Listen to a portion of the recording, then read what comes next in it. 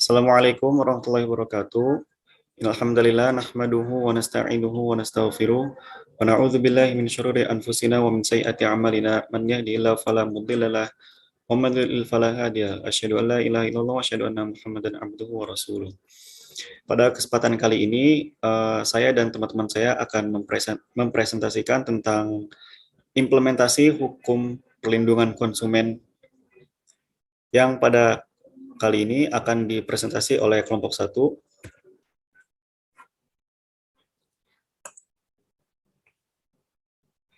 Kelompok 1 terdiri dari 5 orang yang beranggotakan 5 orang. Yang pertama yaitu Lukian Zaka Fadlullah, Muhammad Dafa Khairon, Nabila Azhar Hakim, Mutia Dwi Septiani, dan Putri Sekar Kinanti. Baiklah, langsung saja kita masuk pada materi yang pertama, yaitu tentang tinjauan umum perlindungan konsumen yang akan dibawakan oleh Nabila Azhar Hakim. Waktu dan slide kami persilakan.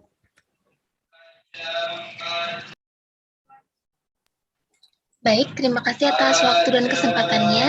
Yang pertama yaitu mengenai tinjauan umum hukum perlindungan konsumen. Yang pertama terdapat pengertian konsumen. Secara bahasa, konsumen berasal dari bahasa Belanda, yaitu konsumen. Artinya pemakai akhir dari benda dan jasa.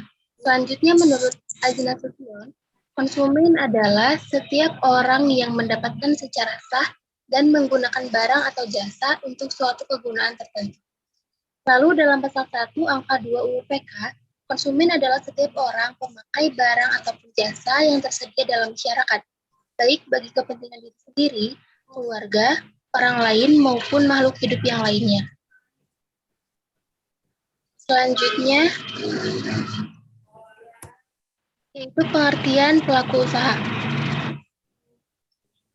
Pelaku usaha adalah orang ataupun badan hukum yang menghasilkan barang ataupun jasa dengan cara memproduksi barang ataupun jasa tersebut untuk memenuhi kebutuhan masyarakat, juga konsumen dengan tujuan mencari keuntungan dari barang dan jasa tersebut.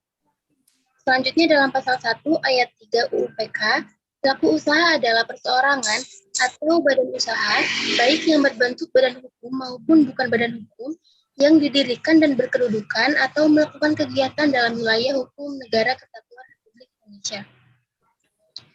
Lalu yang ketiga, ada pengertian perlindungan konsumen. Perlindungan konsumen adalah segala upaya yang menjamin kepastian hukum untuk memberikan perlindungan kepada konsumen berdasarkan prinsip yang terkandung dalam perlindungan konsumen.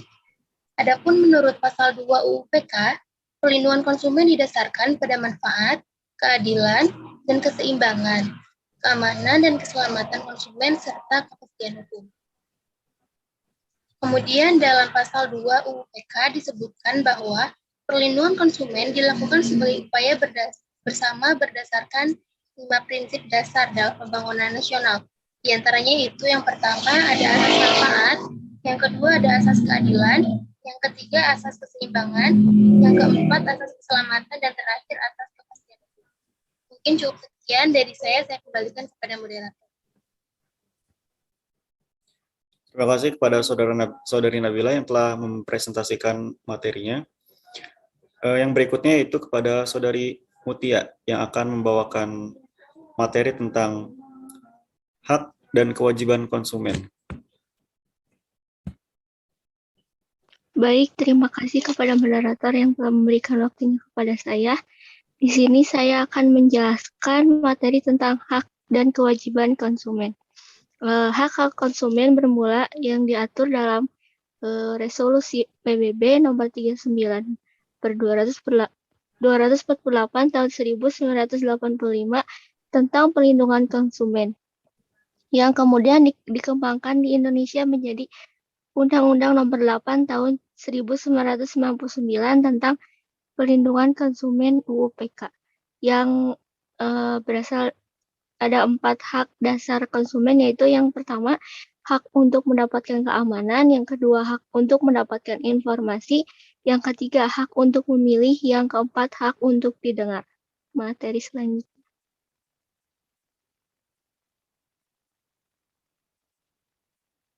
Materi yang selanjutnya ada hak konsumen yang berdasarkan UU PK.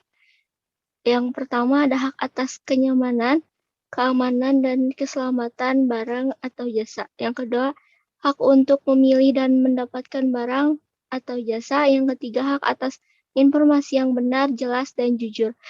Yang selanjutnya, hak untuk didengar pendapat dan keluhannya.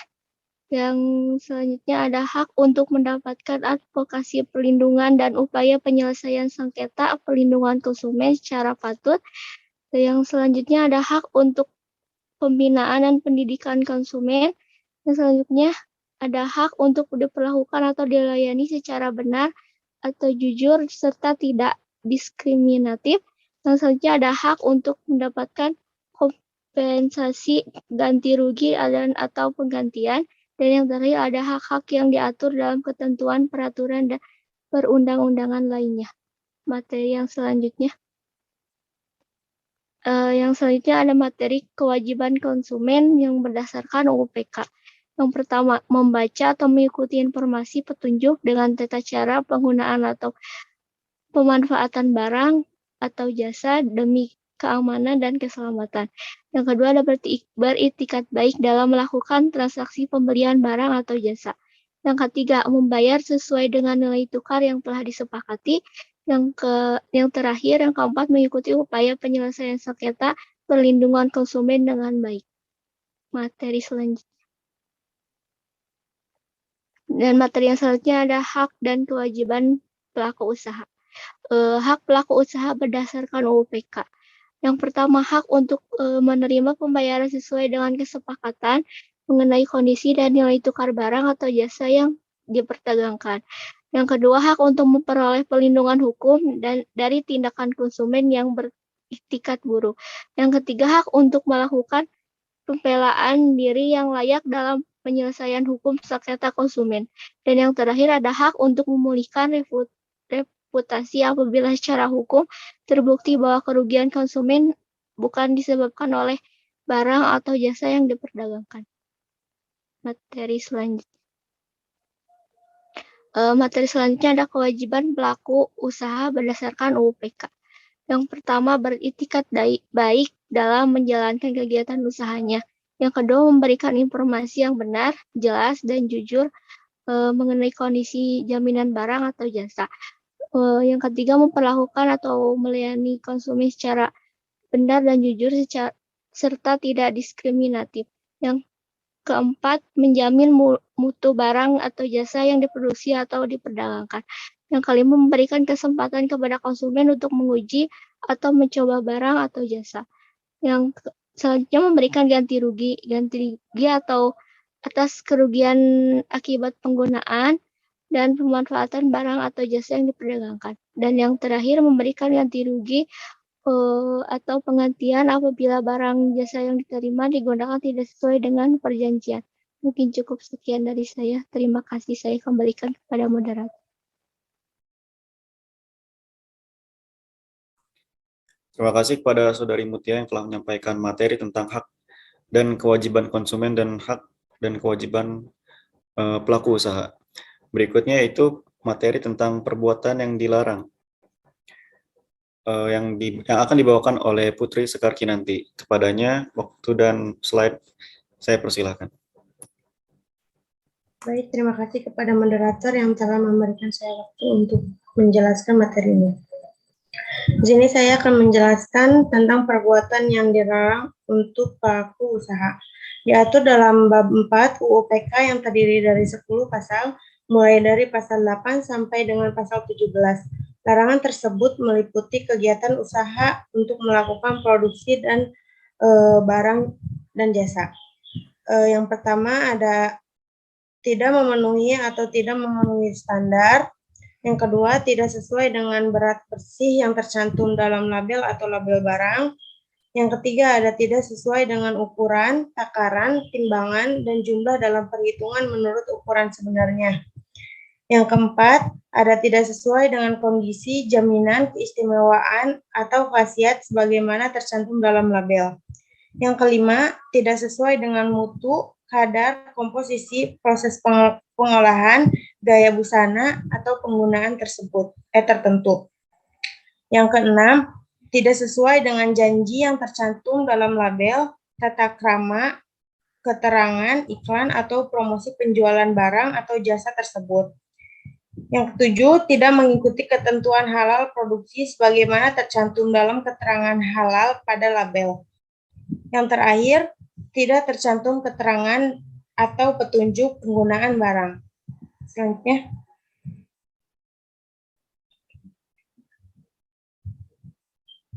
Slide selanjutnya. Secara garis besar, larangan yang terdapat dalam UU PK terdapat dibedakan menjadi dua, yaitu yang pertama larangan mengenai produk itu sendiri yang tidak memenuhi persyaratan atau standar yang layak untuk digunakan atau digunakan oleh konsumen. Yang kedua, larangan tersedianya informasi yang tidak benar dan tidak tepat yang menyesatkan konsumen. Selanjutnya.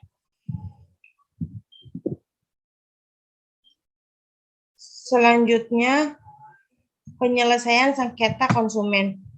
Yang pertama ada SIDROT, sengketa konsumen merupakan sengketa mengenai pelanggaran hak-hak konsumen.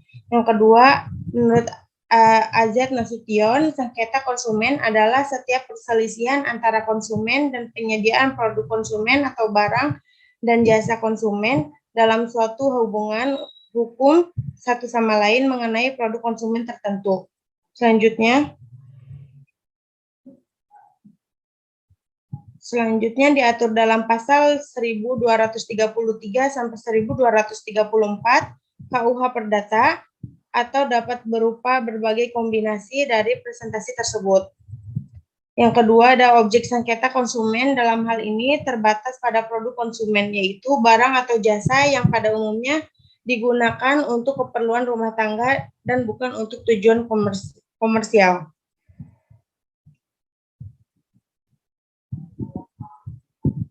Sekian dari saya, sekian mungkin yang dapat saya sampaikan. Terima kasih kepada moderator. Saya kembalikan kepada moderator. Terima kasih kepada Saudari Putri Sekarkinanti yang telah membawakan materinya.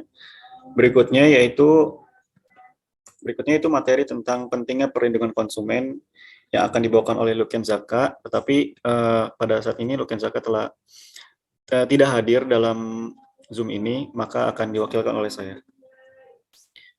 Pentingnya perlindungan konsumen. Berdasarkan pasal 3 UU PK, tujuan perlindungan konsumen adalah yang pertama, menumbuh dan meningkatkan rasa kesadaran, kemampuan, dan kemandirian konsumen guna melindungi diri. Yang dua, yaitu melahirkan harkat dan martabat konsumen melalui cara menghindarkannya dari hal-hal yang negatif pemakaian barang atau jasa.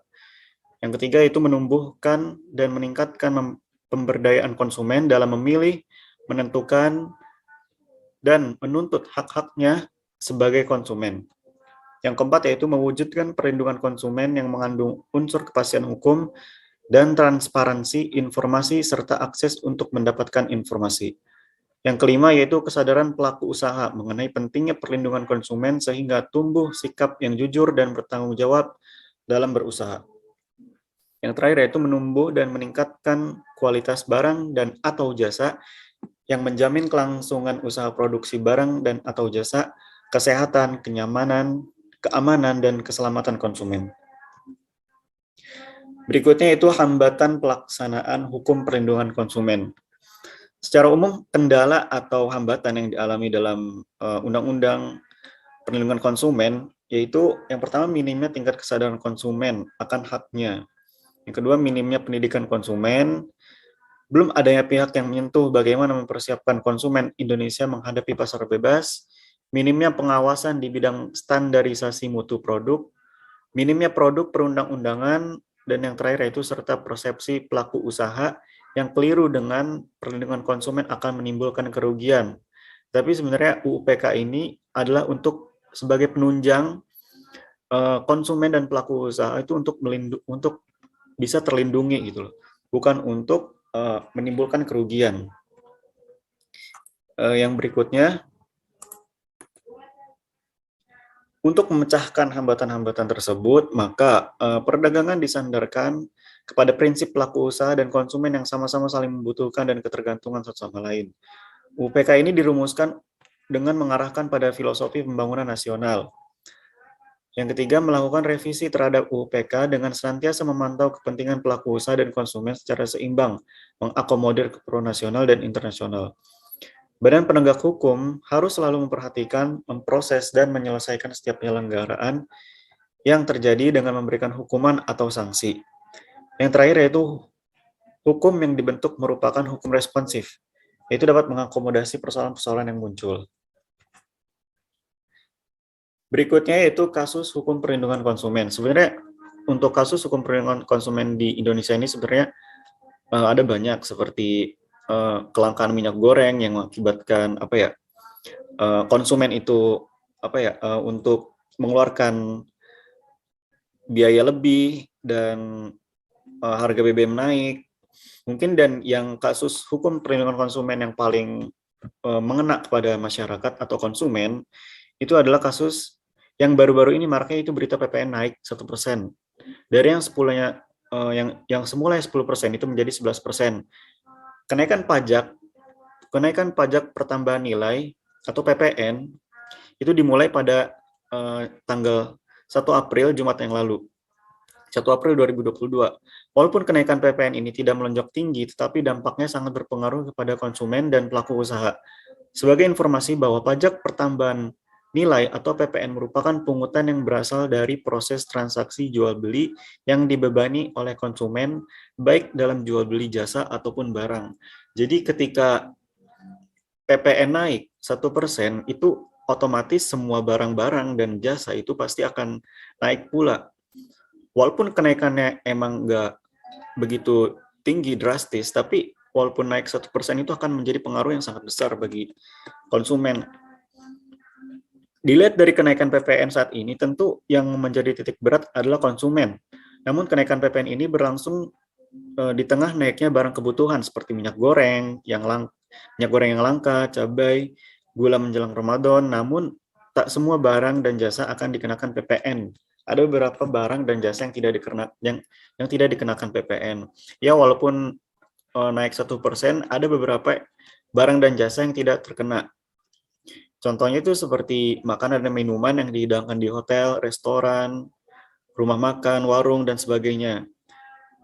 Jasa-jasa itu seperti jasa keagamaan, jasa kesenian dan hiburan, jasa perhotelan, jasa yang disediakan oleh pemerintah guna menjalankan pemerintah secara umum, jasa penyedia tempat parkir, jasa perhotelan seperti sewa kamar atau ruangan, jasa kesenian dan hiburan, jasa tata boga dan catering, barang kebutuhan seperti beras, gabah, kedelai, jagung, sagu, daging, garam, susu, telur, buah-buahan, dan lain-lainnya, itu tidak dikenakan PPN. Mungkin untuk masyarakat menengah ke atas, kenaikan PPN ini tidak terlalu keberatan ya dalam menghadapi kenaikan ini. Bagaimana dengan untuk masyarakat menengah ke bawah yang pendapatannya pun belum tentu bisa mencukupi kebutuhan hidup sehari-hari? Pemerintah boleh-boleh saja menaikkan nominal PPN asalkan di waktu dan kondisi ekonomi masyarakat telah pulih dari kasus COVID-19 yang akhir-akhir ini menimpa rakyat Indonesia, yang walaupun ya kasus COVID-19 ini sudah mulai menurun dan sudah mulai reda di tahun 2022 ini.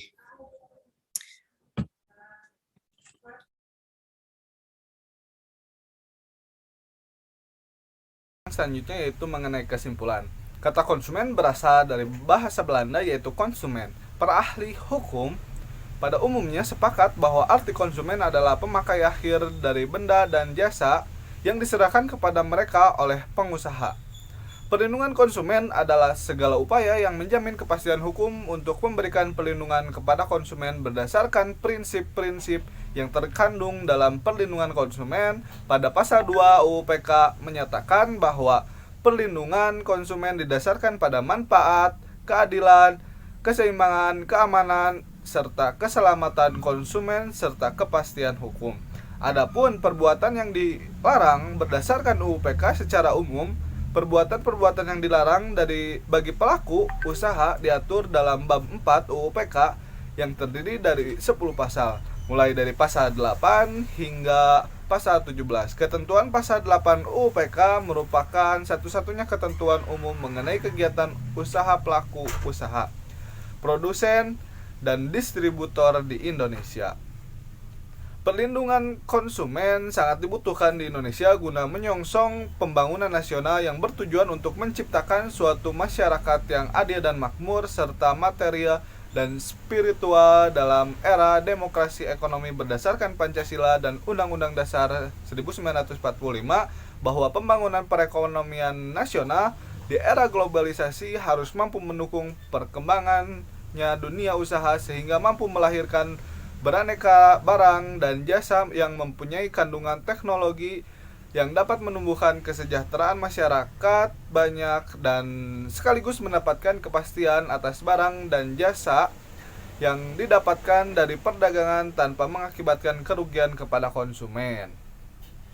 Hambatan dalam pelaksanaan perlindungan konsumen di Indonesia secara umum, kendali atau hambatan yang dialami dalam pelaksanaan UPK adalah karena minimnya tingkat kesadaran konsumen akan haknya, minimnya pendidikan konsumen, belum adanya yang menyentuh bagaimana mempersiapkan konsumen Indonesia untuk menghadapi pasar bebas, minimnya pengawasan di bidang standarisasi mutu produk, serta minimnya perundang-undangan dan persepsi pelaku usaha yang keliru dengan perlindungan konsumen akan menimbulkan kerugian.